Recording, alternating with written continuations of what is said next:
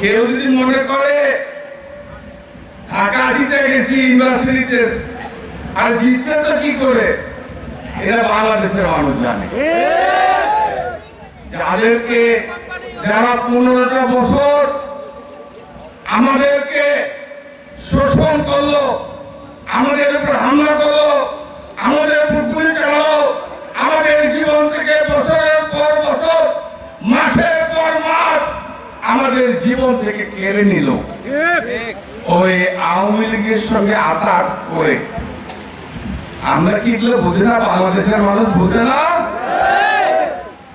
আপনারা আওয়ামী লীগ আর জামাতে ইসলাম এখন একাকার হয়ে গেছে। বিএনপি কে ঠেকাইতে হবে, বিএনপি কে ঠেকাইতে হবে। এই জন্য ঢাকা বিশ্ববিদ্যালয় আতাত করে আজকে ষড়যন্ত্র এবং চক্রান্ত করে তারা ভেবেছে ঢাকা বিশ্ববিদ্যালয় জিতলে বলে সারা দেশে জিতে।